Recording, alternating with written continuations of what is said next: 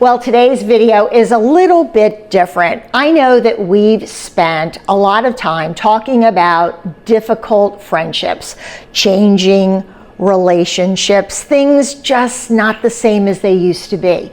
But the truth is that difficult people don't just disappear. Sometimes they're part of our everyday life. Sometimes they're people we feel a great sense of responsibility toward. So instead of focusing on how others behave, this video is about something more empowering. What can we do to empower ourselves? How do we protect our own peace when we have to be around people that aren't always peaceful? How do we stop absorbing other people's energy, their frustration, their negativity, or even their unkindness? How do we just, brush it off and let it go? And how do we stay grounded in ourselves and what we believe in and what we want our life to be like? If you've ever walked away from a conversation feeling drained, exhausted, this video is for you. Because the one important thing I want you to take away from today is that you don't have to carry what isn't yours to carry.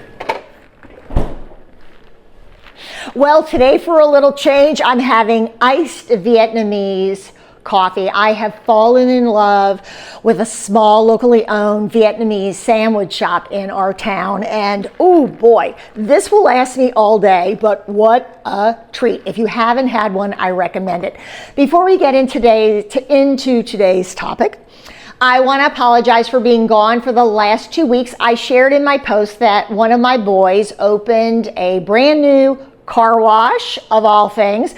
So for the last 2 weeks, it's been all hands on deck, and I've actually been out on the street with a giant red sign that says free car wash, walking back and forth and cheering to get people to come into our car wash. So I had no energy left for anything else, but I thought that was where I would be most helpful. So happy to be back, excited to see all of you and get this conversation going today. Let's talk about us. Let's talk about taking power back. I don't know about you, but I used to think that my goal was to avoid difficult people. But that's not real life. The real shift for me came when I realized that I could learn how to be around people that really weren't my cup of tea without letting them get to me. Because not everyone's gonna like me. Not everyone's going to like you. And I guess that's the first realization, and then getting comfortable. We've talked a lot here on the channel about difficult friendship, but difficult people don't always get to just disappear. Sometimes they're family, sometimes they're a sibling, a spouse, someone you just can't walk away from. So you have to learn how to pivot. And the question becomes, how do I stay me when they're being them? And this could be a new version of them. People don't always change for the best.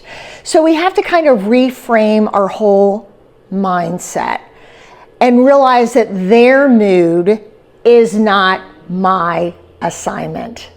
I can't let them knock me out of my lane. I don't have to process what they refuse or are unable to manage, because not everything that they do or say requires my reaction or my action.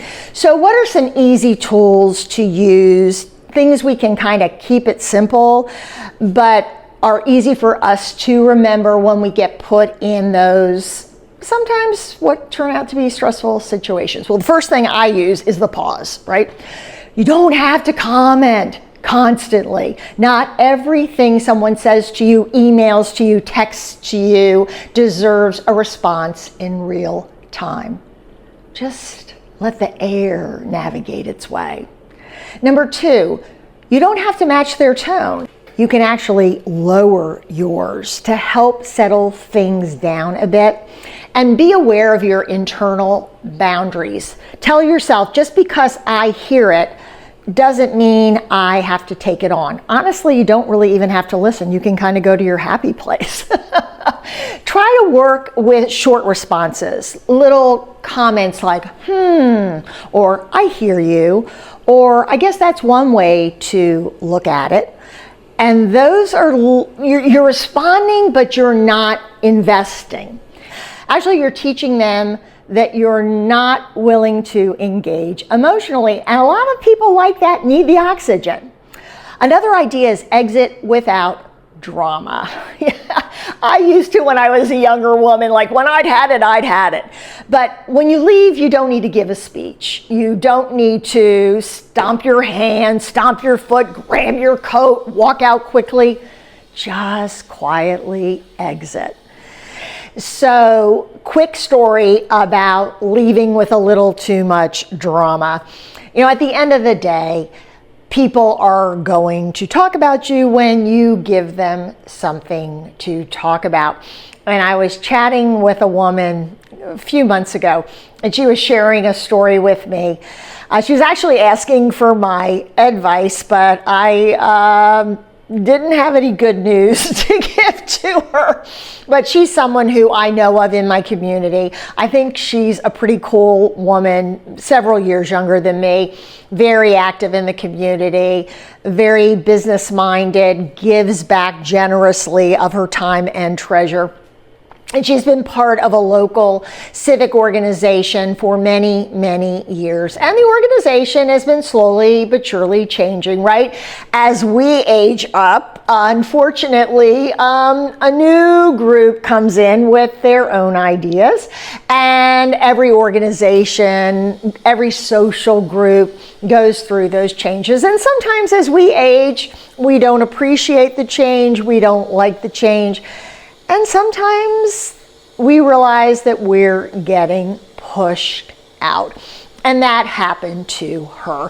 And she said instead of handling it as she would like to normally handle problems, professionally, quietly, no drama, she said she let it get to her, and at a board meeting, she kind of stormed out. Those were her words. And she was regretting it because she realized that after she left, that would be the last thing people would talk about.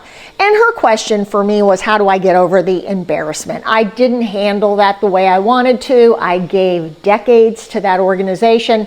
And now I'm afraid there's a whole new group of people that all they know about me is the fact that I got fed up and I walked out dramatically. As I told her, we can't redo a lot of choices that we make. Not every situation is perfect for each of us. Sometimes we stay too long at the dance. And maybe in this case, what had been building for months and months, she let get under her skin instead of stepping back quietly and slowly when no one would really notice, because quite honestly, wasn't she just staying for herself and for the pride she had in the group, for the time, the energy, the treasure that she had poured into it? But my only advice to her was let it go. Time will pass. This new group of leaders that have come into the organization will eventually get pushed out themselves. And one of the things that she could always look back on was that the organization thrived under her leadership and the women that served with her.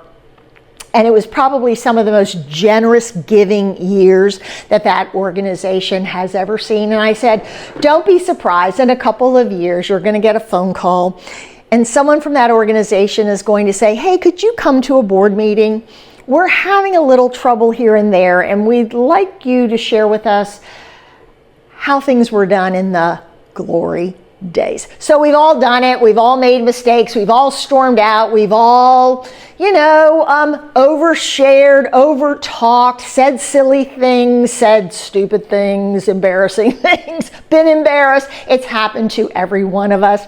It's part of being human. But I've always found that if I project too much on what I think other people are saying, thinking about me, then I get a lot more embarrassed and a lot more concerned than I really should be. Just let it go. Time forgives all, and we get to move on and just be grateful for the impact that you made, the time that you gave, the change that you were part of. Well, exiting without drama is always one of the toughest lessons for many of us, but when you get that down, boy, is it empowering, because you don't need a speech, you don't need an explanation, you don't need a one-act play to leave a group or to leave a conversation, or for that matter, to leave a friendship. So sometimes it is a social group, sometimes it's an old friend that changed, a sibling that's become more negative over the years, a hypercritical parent, or even an irritable spouse, or even the lovely neighbor next door who isn't so lovely anymore. But I think this is about empowering ourselves, bringing it back to us, because peace isn't really something that other people give you. It's something that you protect. It's your peace. It's up to you. And I think that once we learn how to do that, the difficult people, they don't necessarily need to disappear, but their impact does. I'd love to hear what you think about this subject. How have you learned to navigate difficult people while maybe keeping them in your life, maybe limiting their access to you, but first and foremost, protecting yourself? Because we don't always have the choice of walking away from someone in our life. And sometimes we don't even want to be faced with that choice. We just want things to be a little bit easier, a little less exhausting, and maybe, yes, find a balance that works for all of us. Well, I look forward to hearing from you in the comments. How are you managing friendships, relationships that have changed over the years, that maybe aren't as much fun or as relaxing or as enjoyable as they used to be? How are you putting yourself first? Well, I hope all is well with you. I look forward to seeing you next week and look forward to talking to you in the comments. Take care. Bye-bye.